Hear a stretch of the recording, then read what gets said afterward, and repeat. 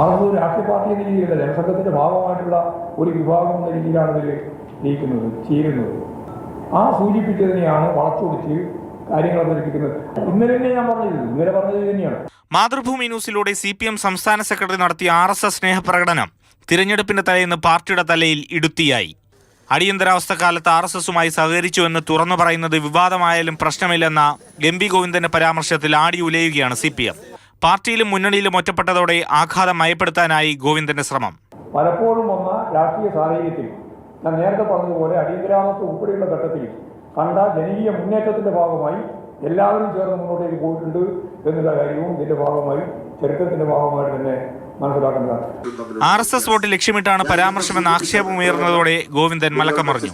RSSുമായി CPIM ഇന്നേ വരെ ഒരു രാഷ്ട്രീയ കൂട്ടുകെട്ടും ഉണ്ടാക്കിയിട്ടില്ല. ഇന്നലെയും ഇല്ല, ഇന്നുമില്ല, ഇനി നാളെയും ഉണ്ടാവില്ല. ഇടതുപക്ഷത്തെ തോൽപ്പിക്കാൻ വടകരയിലും ബേപ്പൂരിലും ഉണ്ടായ കോലിബി സഖ്യത്തെ ഓർമ്മിപ്പിച്ച UDFന് ഗോവിന്ദന്റെ മറുപടി. ആ സഖ്യത്തെയും പരാജയപ്പെടുത്താൻ നമുക്ക് സാധിച്ചിട്ടുണ്ട്. മാത്രമല്ല, ജനതാ പാർട്ടിയുമായിട്ട് ഐക്യമുന്നണി ഉണ്ടാക്കിയത് ഈ ഉൾപ്പെടെയുള്ള UDF ആണ്. പ്രധാന ഘടകകക്ഷിയായ CPIയും MP ഗോവിന്ദനെ കൈയൊഴിഞ്ഞു. വോട്ടർമാർ നാളെ പോളിംഗ് ബൂത്തിലേക്ക് പോകാനിരിക്കെ 50 കൊല്ലം പഴയ രാഷ്ട്രീയം പറഞ്ഞുകൊണ്ട് ചുറ്റിത്തിരിയാൻ CPI ഇല്ല. എന്ത് കാര്യം എപ്പോൾ എങ്ങനെ പറയണം, അത് പ്രധാനപ്പെട്ട കാര്യമാണ്.